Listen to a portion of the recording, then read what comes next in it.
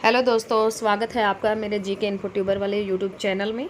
और आज हम बात करने जा रहे हैं हमारे एनसीईआरटी हिस्ट्री क्लास 8 के 3 लेसन हमारे बचे हुए हैं। 8, 9, 10 और 11 4 लेसन बचे हुए हैं, तो इनके बारे में आज हम बात करेंगे। महिलाएं, जाति एवं सुधार। बाकी हमने पहले सारे कर लिया है। 6, 7 और 8 की ऑलमोस्ट हिस्ट्री हमारी कंप्लीट हो चुकी है। तो आज हम पढ़ेंगे महिलाओं के बारे में और जातियों के बारे में, और उनमें क्या क्या सुधार हुआ, क्या क्या कमियां थी उस टाइम में, वो सब हम पढ़ेंगे। तो क्या आपने कभी सोचा है कि 200 साल पहले बच्चों की ज़िंदगी है वो कैसी रही होगी? आजकल मध्य वर्गीय परिवारों की ज़्यादातर लड़कियां स्कूल जाती हैं, और उनमें से बहुत सारी लड़कियां लड़कों के साथ पढ़ती हैं, मतलब कोएड स्कूलों में जाती हैं। ये तो हम रूटीन में हम देखते ही हैं। बड़ी होने पर उनमें से बहुत सारी लड़कियां कॉलेजों और यूनिवर्सिटीज़ में जाती हैं और विभिन्न प्रकार की नौकरियां भी करती हैं। कानूनन शादी के लिए उनका बालिग होना जरूरी है। बालिग मतलब 18 से ऊपर उनकी एज होना, और कानून के अनुसार वे किसी भी जाति व समुदाय के व्यक्ति से शादी कर सकती है। कानून तो यही कहता है। यहाँ तक कि विधवाएं भी दोबारा शादी कर सकती है, और पुरुषों की तरह सभी महिलाएं वोट डाल सकती है और चुनाव लड़ सकती है। बेशक सभी महिलाएं इन अधिकारों का उपभोग नहीं कर पाती, हालांकि वो बाहर निकलती नहीं है इन सब चीज़ों के लिए, लेकिन वो कर सकती है, उनको अधिकार है। गरीबों को शिक्षा के मौके मुश्किल से मिलते हैं, कम मिलते हैं या मिल ही नहीं पाते। बहुत सारे परिवारों में लड़कियां अपनी इच्छा अनुसार पति भी नहीं चुन सकती। 200 साल पहले हालात और भी ज़्यादा भिन्न थे। ज़्यादातर बच्चों की शादी वो बहुत कम उम्र में कर दी जाती थी। बाल विवाह।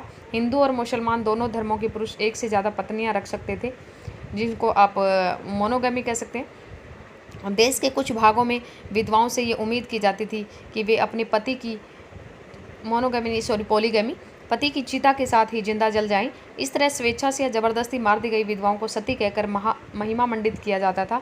सती शब्द का अर्थ ही सदाचारी महिला था। सती का अर्थ मतलब जिसका आचरण अच्छा है वो सदाचारी सती महिला के, अगर जो सती नहीं होती तो उनके ऊपर बहुत अत्याचार किए जाते थे, तो इसलिए उनको ऐसा बोल करके सदाचारी महिला का दर्जा दे दिया जाता था। संपत्ति पर भी महिलाओं के अधिकार बहुत सीमित थे, आजकल तो दे दिया है बराबर का अधिकार। शिक्षा तक महिलाओं की प्राय कोई पहुंच नहीं थी, और देश के बहुत सारे भागों में लोगों का विश्वास था कि अगर औरत पढ़ी लिखी होगी तो वो जल्दी विधवा हो जाएगी। मतलब ऐसी थिंकिंग थी उस टाइम के अंदर। और समाज में सिर्फ स्त्रियों और पुरुषों के बीच ही फर्क नहीं था। ज़्यादातर इलाकों में लोग जातियों में बटे हुए थे। ब्राह्मण और क्षत्रिय खुद को ऊंची जाति का मानते थे। इसके बाद व्यापार और जो महाजनी है वो आदि से जुड़ी जातियों, जिन्हें प्राय वैश्य कहा जाता था, का स्थान आता था। पहले ब्राह्मण, क्षत्रिय, फिर व्यापारी या महाजनी जो भी लोग हैं वो आते थे। फिर काश्तकार, बुनकर, कुम्हार, जैसे कुम्हार भी बोल देते हैं उनको, जैसे दस्तकार आते थे, जिन्हें शूद्र कहा जाता था। शूद्र का मतलब सेवा करने वाले, सेवादार लोग जो होते हैं।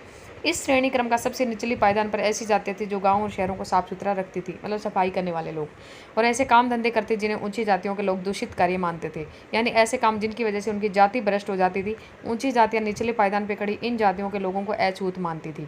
इन लोगों को मंदिरों में प्रवेश करने, सवर्ण जातियों की इस्तेमाल वाले कुएं से पानी निकालने या ऊंची जातियों के आधिपत्य वाले घाटों तालाब पर नहाने की छूट नहीं होती थी। उन्हें निम्न दर्जे का मनुष्य माना जाता था।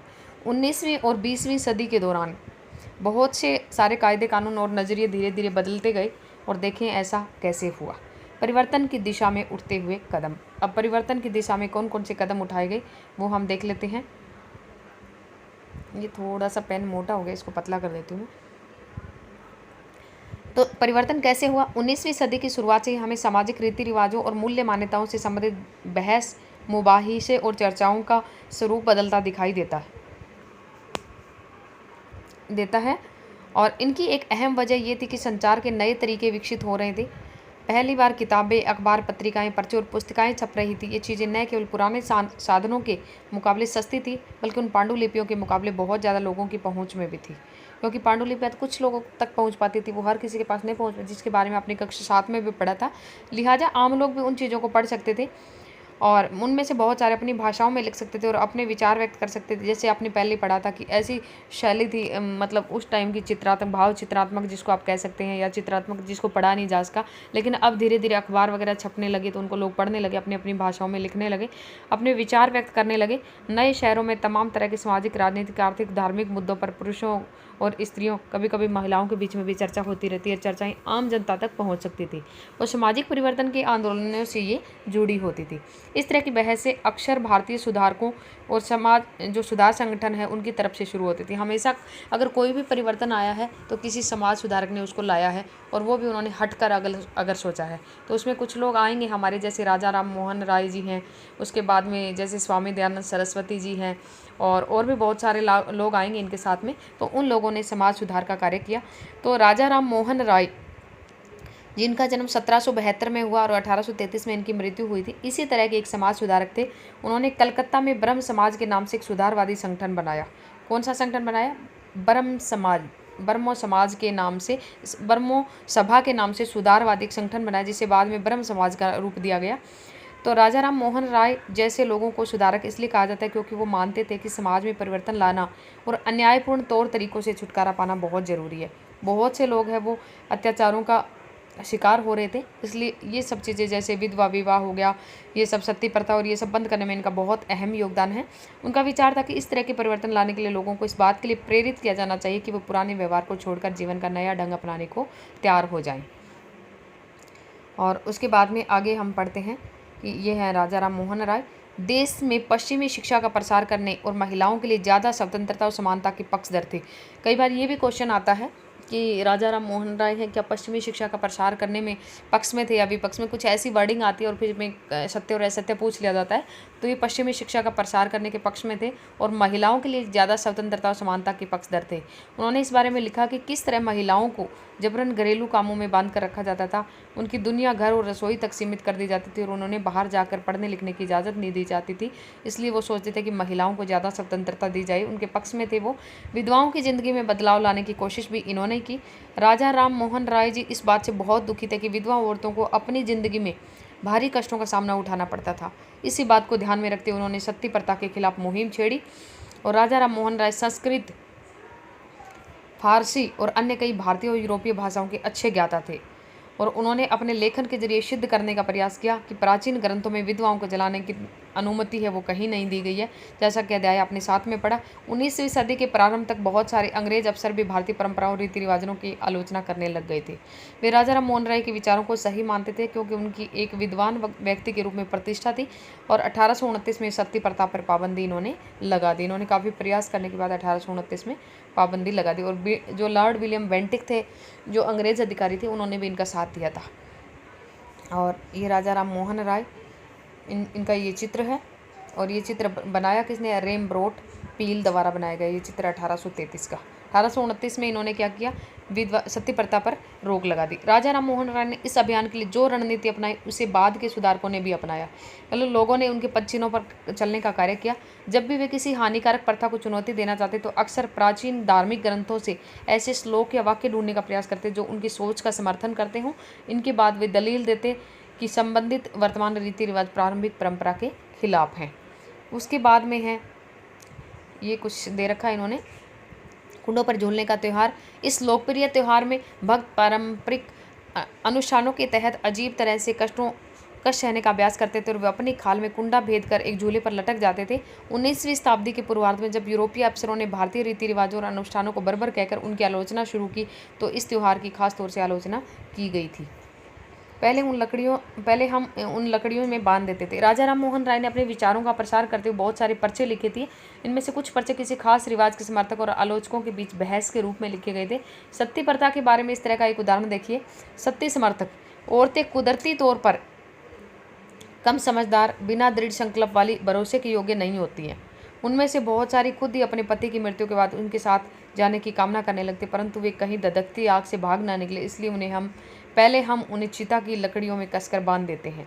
ये सब चीज़ें देखो राजा राम मोहन राय ने बताई है और ये सब लोगों की थिंकिंग है वो इन्होंने बताई है। उसके बाद में सती विरोधी: आप लोगों ने महिलाओं को अपनी स्वाभाविक क्षमता का प्रदर्शन करने का सही मौका ही कब दिया? फिर भला तुम ये कैसे कह सकते हो कि उन्हें समझ नहीं होती है? अगर ज्ञान और शिक्षा के बाद भी कोई व्यक्ति न समझ सकता हो तो पढ़ाई गई चीज़ों को ग्रहण न कर पाए तो हम उसे अक्षम मान सकते हैं, परंतु अगर तुम औरतों को पढ़ने का मौका ही नहीं दोगे तो तुम उन्हें कमतर कैसे कह सकते हैं? मतलब ये उनके विरोध ये चीज़ें बोल के इनको बता रखा है। इस बात 175 साल से भी पहले के हैं। आपने भी अपने आसपास की महिलाओं की महत्व और क्षमताओं के बारे में तरह तरह के तर्क सुने होंगे। उन्हें लिखे देखे कि तब और अब की दलीलों में क्या फ़र्क आया है। तो उदाहरण के लिए प्रसिद्ध समाज सुधारक ईश्वर चंद्र विद्यासागर जी, उन्होंने भी विधवा विवाह के पक्ष में प्राचीन ग्रंथों का हवाला दिया है और अंग्रेज सरकार ने उनका ये सुझाव मान लिया और 1856 में विधवा विवाह, 1829 में रोका था, सत्ती पर था, और 1856 में विधवा विवाह को मंजूरी मिली के पक्ष में कानून पारित किया। और एक इनके प्रयासों से ईश्वर चंद्र विद्यासागर जी और कानून पारित कर दिया जो विधवाओं के विवाह का विरोध करते थे। उन्होंने विद्यासागर का भी विरोध किया और यहाँ तक कि उनका बहिष्कार भी कर दिया था। 19वीं सदी के उत्तरार्ध तक विधवा विवाह के पक्ष में चलाया गया आंदोलन देश के अन्य भागों में भी फैल गया। मद्रास प्रेसिडेंसी के तेलुगु भाषी इलाकों में वीरेशलिंगम पुतलू ने विधवा विवाह के समर्थन में एक संगठन बनाया था। ये नाम भी पूछा जा सकता है, वीरेशलिंगम पुतलू ने किसने बनाया था? विधवा मतलब उधर का मद्रास प्रेसिडेंसी की अगर बात पूछी जाए कि उस इलाकों में विधवा विवाह के समर्थन में किसने संगठन बनाया, तो वीरेशलिंगम पुतलू ने विधवा विवाह के समर्थन में एक संगठन बनाया। लगभग उसी समय बम्बई में युवा बुद्धिजीवियों और सुधारकों ने भी विधवा विवाह के प्रचार प्रसार का संकल्प किया। उसके बाद में उत्तर में आर्य समाज की व्यवस्था करने वाले स्वामी दयानंद जी सरस्वती ने भी विधवा विवाह का समर्थन किया। ईश्वर चंद्र विद्यासागर ने कानून पास करवाया और स्वामी दयानंद सरस्वती जी ने भी इनका समर्थन किया। इसके बावजूद विवाह करने वाली जो विधवा महिलाओं की संख्या काफ़ी कम थी। विवाह करने वाली विधवाओं को समाज में आसानी से स्वीकार नहीं किया जाता था, क्योंकि जब भी कोई हम अलग सा नया काम करेंगे तो उसके खिलाफ कुछ तो लोग खड़े होंगे।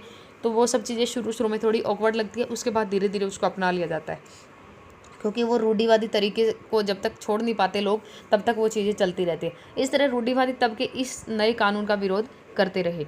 तो स्वामी दयानंद सरस्वती जी ने 1875 के अंदर आर्य समाज की स्थापना की। ये भी क्वेश्चन इंपॉर्टेंट है, ये क्वेश्चन भी आ सकता है। आर्य समाज ने हिंदू धर्म को सुधारने का काफ़ी प्रयास किया था। और उसके बाद में आता है लड़कियां स्कूल जाने लगती हैं, लड़कियों की बात आती है। तो ये तो था हमारा सती प्रथा और कानून विधवा विवाह। बहुत सारे समाज सुधारकों को लगता था कि महिलाओं की दशा सुधारने के लिए लड़कियों को शिक्षित करना जरूरी है। कलकत्ता में विद्यासागर और बम्बई में बहुत सारे अन्य सुधारकों ने लड़कियों के लिए स्कूल खोले। कलकत्ता में किसने खोला? विद्यासागर जी ने। और 19वीं सदी के मध्य में जब इस तरह के प्रारंभिक स्कूल खुले तो बहुत सारे लोग उनसे डरते थे कि लोगों को बेहतर कि स्कूल जाने वाली लड़कियों को घर से निकाल ले जाएंगे, उन्हें घरेलू कामकाज नहीं करने देंगे। स्कूल जाने के लिए लड़कियों को सार्वजनिक स्थानों से गुजर कर जाना पड़ता था। बहुत सारे लोगों को ऐसे लगता था कि इससे लड़कियां बिगड़ जाएंगी, मतलब रूढ़िवादी विचारधारा उनकी मान्यता था कि लड़कियों को सार्वजनिक स्थानों से दूर रखना चाहिए। फलस्वरूप 19वीं सदी में पढ़ने लिखने वाली ज़्यादातर महिलाओं ने उनके उदार विचारों वाले पिता या पति की देखरेख में घर पर ही पढ़ाया जाता था। मतलब घर में शिक्षित करने का आपने पुराने टाइम में सुना होगा, बहुत सारी लेडीज़ के उदाहरण ऐसे मिलते हैं जिनको घर पे शिक्षित किया गया। और कई महिलाओं ने बिना किसी मदद के खुद ही पढ़ना लिखना सीखा। क्या आपको याद है पिछले साल के सामाजिक और राजनीतिक जीवन की जो आपने पढ़ा होगा कि जो राष्ट्र सुंदरी देवी जो थी उनके बारे में आपने पढ़ा होगा। ऐसी महिलाओं में से थी जिनको रात में दिए की टिमटिमाती लो में चोरी छिपे लिखना पढ़ना सीखा था, जिन्होंने मतलब वो उनकी बात है ये। 19वीं सदी के आखिरी हिस्से में आर्य समाज द्वारा पंजाब में और ज्योतिराव फुले द्वारा महाराष्ट्र में लड़कियों के लिए स्कूल खोले गए। उत्तर भारत के कुलीन मुस्लिम परिवारों की महिलाएं अरबी में कुरान शरीफ पढ़ना सीखने लगी। उन्हें घर पर पढ़ाने के लिए शिक्षिकाएं रखी जाती थी। इस स्थिति को देखते हुए मुमताज़ अली जैसी कुछ सुधारकों ने कानून शरीफ की आयतों का हवाला दे करके महिलाओं को शिक्षा का अधिकार मिलना चाहिए हवाला दिया। और 19वीं सदी के आखिर से ही उर्दू में उपन्यासों का जो सिलसिला वो शुरू हुआ। इन उपन्यासों में महिलाओं को इस बात के लिए प्रोत्साहित किया जाता था कि वे धर्म और घरेलू साज संभाल है उसके बारे में पढ़े। उसके बाद में हिंदू विश्वविद्यालय की छात्राएं 1875 19वीं शताब्दी में जब लड़कियों के लिए स्कूल खोले गए तो आमतौर पर माना जाता था कि लड़कियों की पढ़ाई लिखाई लड़कों की पढ़ाई लिखाई से कम सख्त होनी चाहिए। हिंदू महिला विद्यालय ऐसे शुरुआती संस्थानों में से एक था जहाँ शिक्षा दी जाती थी और उस समय लड़कों को दी जा रही थी। उसके बाद आता है महिलाओं के बारे में। महिलाएं भी लिखने कब लगी? 20वीं सदी की शुरुआत से बहुत सी सारी मुस्लिम महिलाओं ने महिला शिक्षा को बढ़ावा देने की अहम भूमिका अदा की।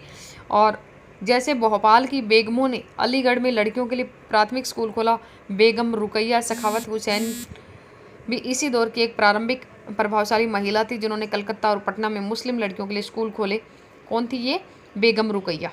मुस्लिम लड़कियों के लिए स्कूल खोलने का कार्य किया इन्होंने कलकत्ता में। और रूढ़िवादी विचारों की कटु आलोचक थी ये। और उनका मानना था कि प्रत्येक धर्म के धार्मिक नेताओं ने औरतों को निचले दर्जे में रखा है। 1880 के दशक तक आते आते भारतीय महिलाएं विश्वविद्यालयों में प्रवेश लेने लगी थी। उनमें से कुछ चिकित्सक और कुछ शिक्षिका बन गई। बहुत सारी महिलाएं लिखने लगी। उन्होंने समाज में महिलाओं की स्थिति पर अपने आलोचनात्मक विचार प्रकाशित किए। पूना में घर पर रहकर शिक्षा प्राप्त करने वाली ताराबाई शिंदे, इनकी एक बहुत ही महत्वपूर्ण एक ये बुक है स्त्री पुरुष तुलना। इन्होंने किसने लिखी थी? ताराबाई शिंदे ने। और ये कहाँ से थी? पूना के अंदर घर पे रहकर इन्होंने शिक्षा ली थी। और ये स्त्री पुरुष तुलना ये बहुत बार पूछी जाती है। एक किताब प्रकाशित की जिसमें ये शीटेड में बहुत बार पूछी जाती है, हर तीसरे एग्जाम में आ जाता है ये क्वेश्चन।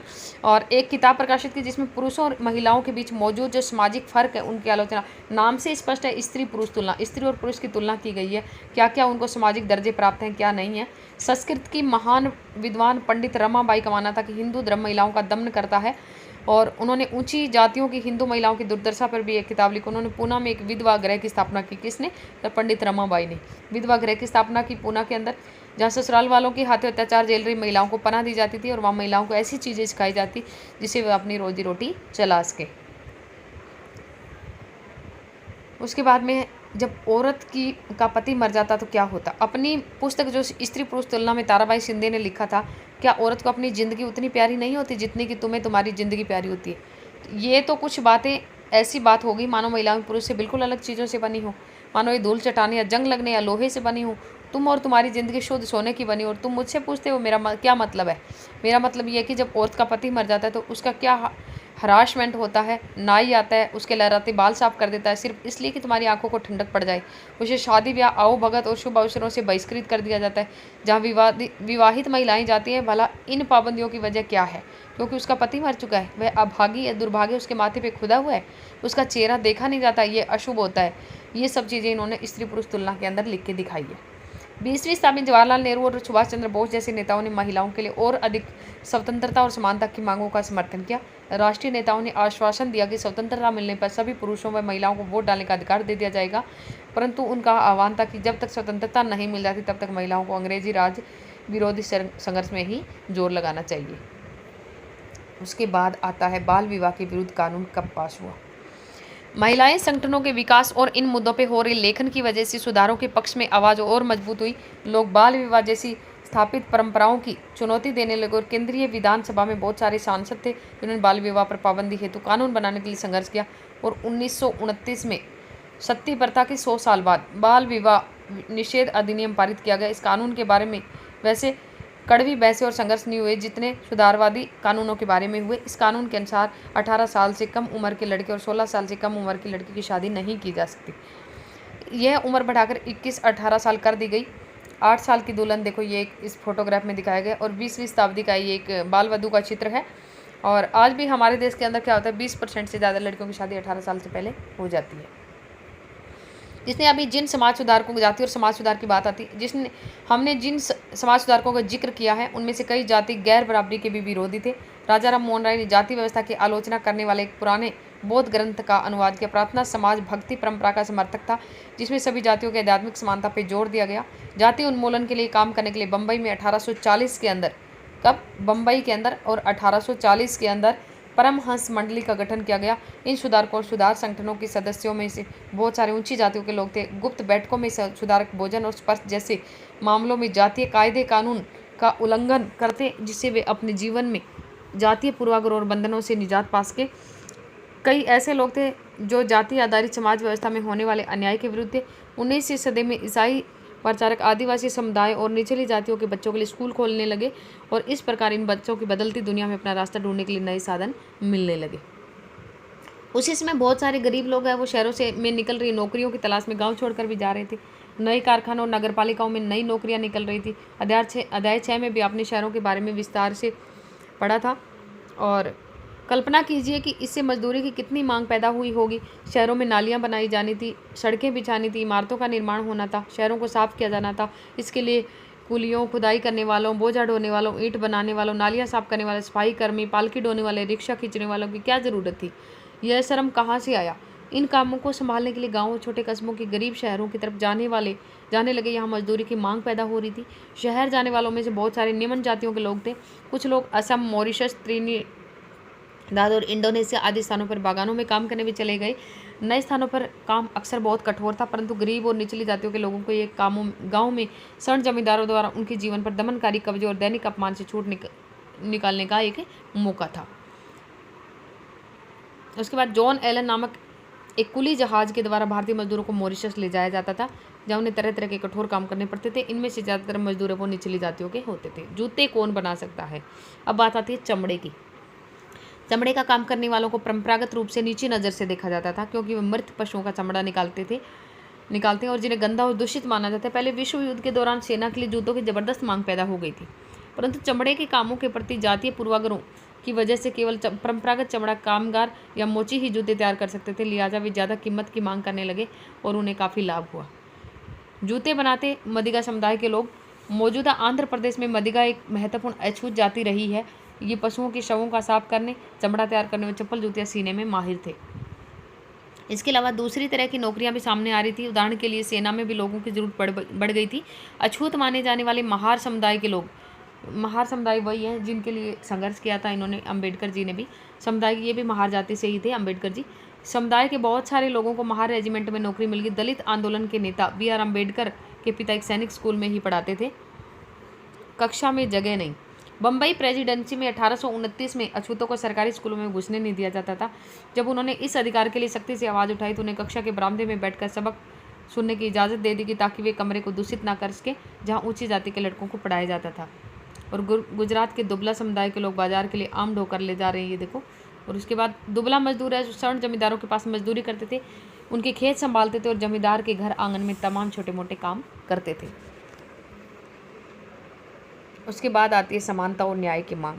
19वीं सदी के दूसरे हिस्से तक गैर ब्राह्मण जातियों के भीतर से भी लोग जातीय भेदभाव के खिलाफ आवाज़ उठाने लगे थे। उन्हें सामाजिक समानता और न्याय की मांग करते हुए आंदोलन शुरू कर दिए थे।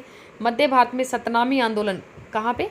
मध्य भारत के अंदर शुरुआत किसने की? घासीदास जी ने। सतनामी की शुरुआत किसने की? घासीदास जी ने की थी, जिन्होंने चमड़े का काम करने वालों को संगठित किया, उनकी सामाजिक स्थिति के सुधार के लिए आंदोलन छेड़ दिया और पूर्वी बंगाल में हरिदास ठाकुर के मतुआ पंच के चंडाल काश्तकारों के बीच काम किया। हरिदास ने जाति व्यवस्था को सही ठहराने वाले ब्राह्मणवादी ग्रंथों पर सवाल उठाए, जिसे आज केरल कहा जाता है।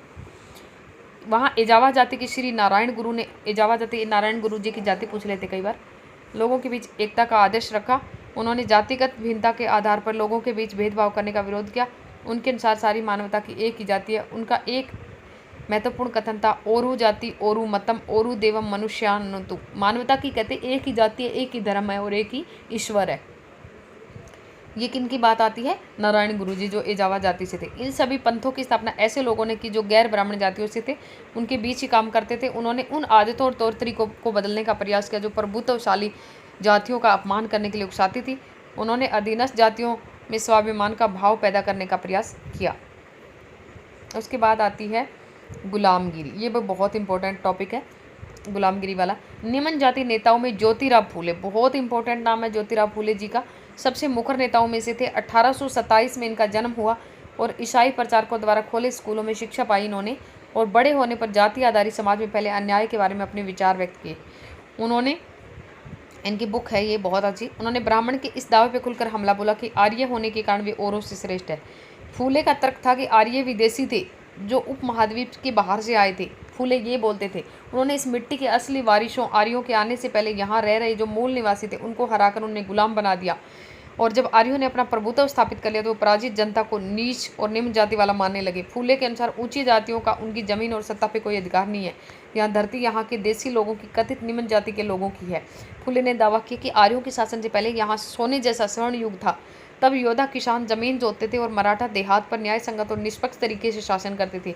उन्होंने सुझाव दिया कि शूद्र और अति जो शूद्र हैं, जिनको आप अछूत मानते, को जातीय भेदभाव खत्म करने के लिए संगठित होना चाहिए। और फूले द्वारा स्थापित किए गए सत्यशोधक समाज, कई बार ये क्वेश्चन बहुत पूछा जाता है कि सत्यशोधक समाज की स्थापना है वो किसने की? तो ज्योतिराव फूले ने की थी। और वो किस लिए? जातीय समानता के समर्थन में मुहिम जुटाने के लिए। मैं यहाँ और तुम वहाँ। फूले उच्च जाति नेताओं के उपनिवेशवादी विरोधी राष्ट्रवाद के भी आलोचक थे। उन्होंने लिखा कि ब्राह्मणों ने अपने धर्म की ये तलवार छिपा ली है जिसमें लोगों की संपत्ता का गला काट दिया है और अब वे देश के महान देशभक्त बने घूम रहे हैं। वे हमारे शूद्र, मुस्लिम और पारसी नौजवानों को ये सलाह देते हैं कि अगर हम ऊंच नीच के बारे में अपना सारा लड़ाई झगड़ा बंद करके एकजुट नहीं होंगे तो हमारा देश कभी उन्नति नहीं कर पाएगा। यह एकता उन्हीं के फायदे में है, क्योंकि उनके इसके बाद यहाँ दोबारा स्थिति वही पैदा हो जाएगी, मैं यहाँ और तुम वहाँ। तो ज्योतिराव फूले की ये बात लिखी हुई है।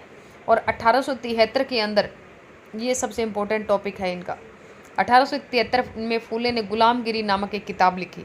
इसमें लगभग 10 साल तक, अब कई बार ये पूछा जाता है गुलामगिरी है वो किस चीज़ के बारे में है, तो 10 साल पहले जो अमेरिकी गृह युद्ध जो हुआ था उसके बारे में उन्होंने विचार प्रकट किया है इसके अंदर। कभी आप सोचो, ये आपके लिए ऑप्शन मिल सकता है कि गुलामों के बारे में है, इसके बारे में, उसके बारे में, लेकिन आपको ये देखना है कि इससे लगभग 10 साल पहले अमेरिकी गृह युद्ध जो हुआ था, इसके फलस्वरूप अमेरिका में दास प्रथा खत्म कर दी गई। और फूले ने अपनी जो पुस्तक है उन सभी अमेरिकियों को समर्पित की जिन्होंने गुलामों को मुक्ति दिलाने के लिए संघर्ष किया। तो ये गुलामगिरी इन्होंने 1873 में लिखी।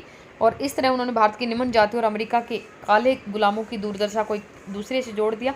जैसा कि इस उदाहरण से पता चलता है कि फूले ने जाति व्यवस्था की अपनी आलोचना को सभी प्रकार की गैर बराबरी से जोड़ दिया था। वह उच्च जाति महिलाओं की दुर्दशा, मजदूरों और मुसीबतों और निम्न जातियों के अपमानपूर्ण हालातों के बारे में गहरे तौर पर चिंतित थे। जाति सुधार का यह आंदोलन 20वीं सदी में पश्चिम भारत में डॉक्टर B.R. अम्बेडकर और दक्षिण का भी पूछ सकते हैं E.V. रामस्वामी नायकर जैसे महान दलित नेताओं के नेतृत्व में चलता रहा। उसके बाद आता है मंदिरों में कौन जा सकता था। अम्बेडकर एक महार परिवार में पैदा हुआ था, मैंने आपको बताया था। बचपन में उन्होंने इस बात को बहुत नज़दीक से देखा कि रोजाना की जिंदगी में जातीय भेदभाव और पूर्वाग्रह क्या होता है। स्कूल में उन्हें कक्षा के बाहर ज़मीन पर बैठना पड़ता था। उन्हें स्वर्ण बच्चे उनको कहा गया है जो थोड़े ऊंची जाति के लोग थे। इस्तेमाल किए जाने वाले नलकों से पानी पीने की इजाज़त नहीं थी। स्कूल की पढ़ाई पूरी करने के बाद उन्हें उच्च अध्ययन के लिए अमेरिका जाने हेतु फेलोशिप मिल गई।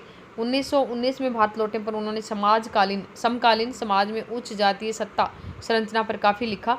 और 1927 में अम्बेडकर ने मंदिर प्रवेश आंदोलन शुरू किया, जिसमें महार जाति के लोगों ने बड़ी संख्या में हिस्सा लिया। 1927 के अंदर ब्राह्मण पुजारी इस बात पर बहुत आग बबूला हुए कि दलित भी मंदिर के जलाशय का पानी इस्तेमाल कर रहे हैं। 1927 से 1935 के बीच अम्बेडकर ने मंदिरों में प्रवेश के लिए ऐसे 3 आंदोलन चलाए। वो पूरे देश को दिखाना चाहते थे कि समाज में जाति पूर्वाग्रहों की जकड़ है वो कितनी मजबूत है, मतलब कितना रूढ़िवादी लोग हैं, वो कितना कुछ चलाते हैं। उसके बाद में गैर ब्राह्मण आंदोलन, 20वीं सदी के आरंभ में गैर ब्राह्मण आंदोलन शुरू हुआ। और ये प्रयास है वो उन गैर ब्राह्मण जातियों का था जिन्हें शिक्षा, धन और प्रभाव हासिल हो चुका था। उनका तर्क था कि ब्राह्मण तो उत्तर से आए, उन आर्य आक्रमणकारियों के वंशज हैं जिन्होंने यहाँ के मूल निवासियों देसी द्रविड़ नस्लों को हराकर दक्षिणी भूभाग पर विजय हासिल की थी। उन्होंने सत्ता पर ब्राह्मणवादी दावे को भी चुनौती दी। पेरियार नाम से प्रसिद्ध E.V. रामस्वामी नायकर, इनको पेरियार नाम से भी जाना जाता है, एक मध्य वर्गीय परिवार में पले बड़े थे। और उन्होंने प्रारंभिक शिक्षा जीवन में वे सन्यासी थे और संस्कृत शास्त्रों का गंभीरता से उन्होंने अध्ययन किया और बाद में कांग्रेस के सदस्य बने। जब उन्होंने राष्ट्रवादियों द्वारा आयोजित की गई एक दावत में देखा कि वहाँ बैठने के लिए जातियों के हिसाब से अलग अलग इंतजाम किया हुआ है, फिर अलग अलग जाति के लिए अलग अलग इंतजाम कर रखा है, तो उन्होंने हताश होकर पार्टी छोड़ दी। और इस दावत में निम्न जाति और उच्च जाति के अलग अलग बैठने का इंतजाम किया गया था। पेरियार की समझ में आ चुका था कि अछूतों को अपने स्वाभिमान के लिए खुद लड़ना पड़ेगा। इसी बात को ध्यान में रखते हुए उन्होंने स्वाभिमान आंदोलन शुरू किया। ये क्वेश्चन पूछा जा सकता है। पेरियार जी ने शुरू किया था ये, श्री रामास्वामी नाययर जी। और उनका कहना था कि मूल तमिल और द्रविड़ संस्कृति के असली वाक अछूती हैं जिन्हें ब्राह्मणों को अपने अधीन कर लिया गया। और उनका मानना था कि सभी धार्मिक नेता और मुखिया वो सामाजिक विभाजन और असमानता को ईश्वर प्रदत्त मानते हैं, इसलिए सामाजिक समानता के लिए सभी धर्मों से अछूतों को खुद मुक्ति पानी पड़ेगी, मतलब हमें खुद ही लड़ना पड़ेगा, हमारे लिए कोई दूसरा नहीं आएगा चल करके। तो पेरियार हिंदू वेद पुराणों के कट्टर आलोचक थे, खासतौर से मनु द्वारा रचित संहिता भगवद गीता और रामायण के वे कटु आलोचक थे। उनका कहना था कि ब्राह्मणों ने निचली जातियों पर अपनी सत्ता और महिलाओं पर पुरुषों का प्रभुत्व स्थापित करने के लिए इन पुस्तकों का सहारा लिया है। ये दलीलें लोगों को सहज रास नहीं आई। निम्न जातीय नेताओं के भाषणों, विचारपूर्ण लेखन और आंदोलनों से उच्च जातीय राष्ट्रवादी नेताओं के बीच कुछ आत्म मंथन और आत्म आलोचना की प्रक्रिया शुरू हुई। और रूढ़िवादी हिंदू समाज ने उत्तर में सनातन धर्म सभाओं और भारत धर्म महामंडल और बंगाल में ब्राह्मण सभा जैसे संगठनों के जरिए इन रुझानों का सख्ती से विरोध किया। और इन संगठनों का मकसद यही था कि हिंदू धर्म में जातीय उच्च नीच को महत्व दिया जाता है और उस पर कोई आँच न आए। वे साबित करना चाहते हैं कि इस बात को धार्मिक ग्रंथों में मान्यता मिली हुई है। और औपनिवेशिक काल के बाद भी आज जाति के सवाल पर बहस और संघर्ष चलते रहे, तो ये आज भी जारी है और पहले भी चलते जा रहे थे। उसके बाद में आता है छोटा सा एक और ब्रह्म समाज। ब्रह्मो समाज की स्थापना 1830 में की गई और ये संस्था सभी प्रकार की मूर्ति पूजा और बलि के विरुद्ध थी और इसके न्यायी उपनिषदों में विश्वास रखते थे। ये बात आपको बहुत ध्यान से सुननी है, 4 लाइन दे देंगे आपको और फिर बोलेंगे इसमें से कौन सा सत्य है। तो ब्रह्मो समाज की स्थापना 1830 में और मूर्ति पूजा और बलि के ये विरुद्ध थी। इनके अनुयायी क्या करते, उपनिषदों में विश्वास रखते थे और उनके सदस्यों को अन्य धार्मिक प्रथाओं परंपराओं की आलोचना करने का अधिकार नहीं था।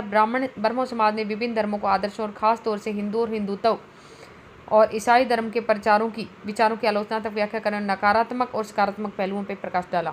केशव चंद्र सेन जी ब्रह्मो समाज के मुख्य नेताओं में से एक थे। उसके बाद में डेराजियो ने चलाया था यंग बंगाल। 1820 के दशक में Henry Louis Vivian Derozio Hindu college Kolkata के अध्यापक थे और उन्होंने अपने विद्यार्थियों को आमूल परिवर्तनकारी विचारों से अवगत कराया। उन्होंने तमाम तरह की सत्ता पर सवाल खड़ा करने के लिए प्रोत्साहित किया और उनके द्वारा शुरू की गई यंग बंगाल मूवमेंट में उनके विद्यार्थियों ने परंपरा और रीति रिवाजों पर उंगली उठाई, महिलाओं के लिए शिक्षा की मांग की और सोच और अभिव्यक्ति स्वतंत्रता के लिए अभियान चलाया। तो ये पूछा जा सकता है आपका कि यंग बंगाल जो आंदोलन है वो किसने चलाया, तो ये डेराजियो जी है। रामकृष्ण मिशन और विवेकानंद। रामकृष्ण मिशन का नाम स्वामी विवेकानंद के गुरु परमहंस रामकृष्ण के नाम पर रखा गया है। ये मिशन समाज सेवा और निस्वार्थ श्रम के जरिए मुक्ति के लक्ष्य पर जोर देता है। स्वामी विवेकानंद जी 1863 से 1902, जिनका मूल नाम नरेंद्र नाथ दत्त था। स्वामी विवेकानंद जी की बात हो रही है, यहाँ स्वामी दयानंद जी की बात नहीं हो रही है। उन्होंने श्री रामकृष्ण की सरल शिक्षाओं को अपनी प्रतिभाशाली संतुलित आधुनिक विचारधारा से जोड़कर संपूर्ण विश्व में प्रसारित किया। 1893 में शिकागो में इन्होंने एक सम्मेलन में भाग लिया था। न्यूयॉर्क हेराल्ड में विवरण दिया कि ऐसे विद्वान राष्ट्र में धर्म प्रचारकों को भेजना कितना मूर्खतापूर्ण है और वास्तव में स्वामी विवेकानंद आधुनिक समय के पहले भारतीय जिन्होंने विश्वव्यापी स्तर पर वेदांत दर्शन के आध्यात्मिक गौरव का पुनर्स्थापित किया और उन्हें उनका उद्देश्य केवल धर्म की व्याख्या करना नहीं था। अपने देशवासियों की निर्धनता और दुर्दशा से उन्हें अतिशय बहुत ज़्यादा दुख हुआ और उनका दृढ़ विश्वास था कि कोई भी सुधार तभी सफल हो सकता है जब जनसमूह की दशा उन्नत हो और भारत के लोगों को उनको रसोई घर के धर्म की संकीर्ण चार दीवारी से बाहर निकलने और राष्ट्र की सेवा करने के एकजुट होने का आह्वान किया और इस आह्वान द्वारा भारतीय राष्ट्रवाद की प्रारंभिक अवस्था में उन्होंने असाधारण योगदान दिया, किंतु राष्ट्रवाद के बारे में उनका भाव है वो संकीर्ण नहीं था। उन्हें ये विश्वास था कि मानव जाति को जिन समस्याओं का सामना करना पड़ रहा है उन पर तभी काबू पाया जा सका है जब विश्व के सभी राष्ट्र एक समान धरातल पर एक साथ आए। अतः एक सामान्य आध्यात्मिक विरासत के आधार पर उन्होंने युवाओं को एक होने का उपदेश दिया। इस उद्बोधन में यह बात वास्तव में नई विचारधारा के प्रतीक और भविष्य के लिए एक महान शक्ति का स्रोत बन गई। उसके बाद आती है प्रार्थना समाज की स्थापना।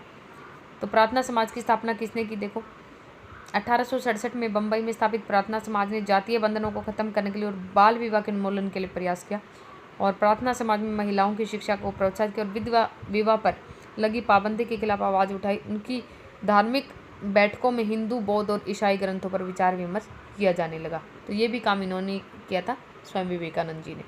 उसके बाद में वेद समाज, मद्रास में 1864 में वेद समाज की स्थापना की गई। वेद समाज ब्रह्मो समाज से प्रेरित जिनके सदस्य केशव चंद्र सेन भी थे। तो वेद समाज ने जातीय भेदभाव को समाप्त करने और विवाह और महिला शिक्षा को प्रोत्साहित करने के लिए काम किया। उनके सदस्य हैं वो एक ईश्वर के अस्तित्व में विश्वास रखते थे और उन्होंने रूढ़िवादी हिंदुत्व के अंधविश्वास और अनुष्ठानों की सख्त निंदा की। सैयद अहमद खां, इन्होंने क्या चलाया था, अलीगढ़ आंदोलन। सैयद अहमद खां द्वारा 1875 में अलीगढ़ में खोले गए मोहम्मद एंग्लो ओरिएंटल कॉलेज को ही बाद में अलीगढ़ मुस्लिम विश्वविद्यालय के नाम से जाना जाने लगा और वहाँ मुसलमानों को पश्चिमी विज्ञान के साथ साथ विभिन्न विषयों की आधुनिक शिक्षा दी जाती थी। अलीगढ़ आंदोलन का शैक्षणिक सुधारों के क्षेत्र में गहरा प्रभाव रहा है। सिंह सभा आंदोलन, ये सिखों ने चलाया था। खालसा कॉलेज अमृतसर 1892। सिखों के सुधारवादी संगठन के रूप में सिंह सभाओं की स्थापना 1873 में अमृतसर से शुरू हुई और 1879 में लाहौर में सिंह सभा का गठन किया गया। 1879 में लाहौर के अंदर इन सभाओं में सिख धर्म को अंधविश्वास, जातीय भेदभाव और ऐसे आचरण जिसे वे गैर सिख समझती थी से मुक्ति कराने का प्रयास किया और उन्होंने सिखों को शिक्षा के लिए प्रोत्साहित किया, जिनमें अक्सर आधुनिक ज्ञान के साथ साथ सिख धर्म के सिद्धांतों को भी पढ़ाया जाता था।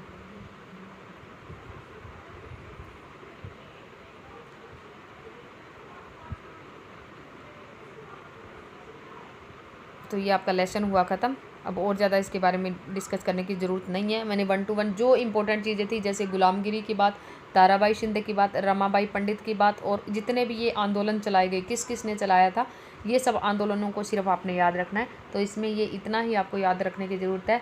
राजा राम मोहन राय ने क्या किया, पंडित स्वामी दयानंद सरस्वती जी ने क्या किया, स्वामी विवेकानंद जी ने क्या किया, प्रार्थना समाज, वेद समाज, अलीगढ़ आंदोलन, और ये सब चीज़ें आपको ध्यान रखनी है। वेद समाज और केशव चंद्र सेन का नाम याद रखना है, ईश्वर चंद्र विद्यासागर का नाम याद रखना आपने, 1829, 1929, 1856, और बस ये चीज़ें आपको याद रखनी है।